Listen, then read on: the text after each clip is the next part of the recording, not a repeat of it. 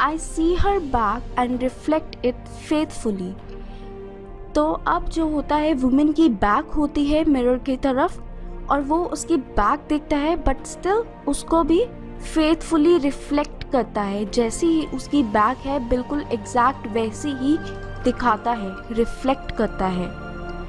She rewards me with tears and agitation of hand.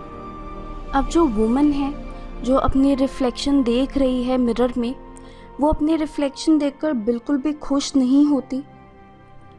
वो freight होती है, वो इरिटेट होती है, उसे अपनी ही लुक्स प्लीजिंग नहीं लगती because she has turn old now, और वो अपनी यूथफुल ब्यूटी ढूंढ रही है। उसे लगता है कि वो अभी भी वैसी ही सुंदर है, बट जब मिरर में वो अपनी इमेज देखती है तो उसे अपना ट्रू सेल्फ दिखता है, वो अपनी ब्यूटी नहीं दिख पाती। तो वो एक हेल्पलेस सिचुएशन में आ जाती है जहाँ पे वो कुछ कर नहीं पाती और she wants to look beautiful, लेकिन मिरर एग्जैक्ट इमेज दिखाता है और उसमें उसकी ब्यूटी बिल्कुल भी नहीं दिखती। तो वो अपनी हेल्पलेसनेस कैसे दिखाती है? टीयर्स से। वो रोने लग जाती है। And agitation of hands. Agitation of hands का मतलब है एंग्री मूवमेंट्स। तो वो इस चीज़ को अप्रूव नहीं करती, एक्सेप्ट नहीं करती, और वो रोने लगती है और मिरर के सामने हैंड्स मूव करती है एंग्रीली। नाउ फर्दर मिरर बोलता है, I am important to her. She comes and goes, but still women बार बार आती है अपनी रिफ्लेक्शन देखने के लिए, बिकॉज जो मिरर है उसके लिए इम्पॉर्टेंट है। उसे सेटिस्फैक्शन नहीं मिलती वुमन को, तो वो बार बार इस होप में आती है रिफ्लेक्शन देखने मिरर में कि may be one day I could find my own beautiful self, जैसे मैं पहले हुआ करती थी। So she comes and goes. वो बार बार आती है, अपनी इमेज देखती है, और फिर जब उसे अपनी इमेज अच्छी नहीं लगती फिर वो चली जाती है। In the next line, each morning it is her face that replaces the darkness. Now mirror हमें बताता है कि एवरी मॉर्निंग वो वुमन आती है, अपना फेस देखती है, और उसी के फेस से डार्कनेस रिप्लेस होती है। मतलब मॉर्निंग में फर्स्ट फेस जो होता है वो उसी वुमन का होता है मिरर में। यहाँ पे मिरर कहना चाहता है कि मिरर उसके चार्म की इमेज भी रिफ्लेक्ट करता आया है। मतलब वो वुमन जब यंग थी, बबली थी, तब से वो उसकी इमेज रिफ्लेक्ट करता आया है। Now that the woman has become old, वो बूढ़ी हो चुकी है, रिंकल्ड हो चुकी है, पहले जितनी चार्मफुल नहीं दिखती, अगली हो चुकी है।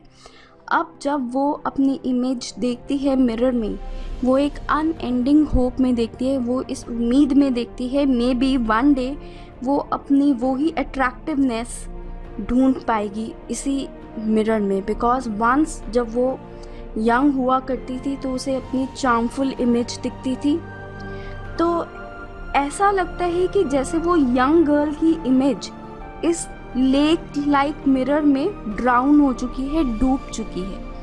मतलब कि जब वो सुंदर हुआ करती थी, यंग गर्ल हुआ करती थी, तो जो वो उसकी इमेज थी वो इस लेक लाइक मिरर में डूब चुकी है, इसमें समा चुकी है। वो उस इमेज को ढूंढती है। ये अब जो वुमन ओल्ड हो चुकी है वो उस यंग गर्ल को ढूंढती है। इन मी एन ओल्ड वुमन, अब वो ओल्ड हो चुकी है तो मिरर उसकी ये वाली रिफ्लेक्शन दिखाता है, बट वुमन अपनी दूसरी रिफ्लेक्शन देखना चाहती है। Now the last line of the poem is, rises toward her day after day like a terrible fish।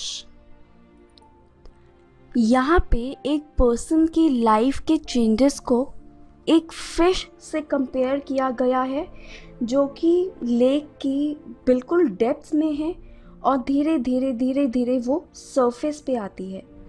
अब जब फिश डेप्थ में होती है तो उसकी जो इमेज होती है, जैसी वो दिखती है, वो बहुत अनरियल होती है।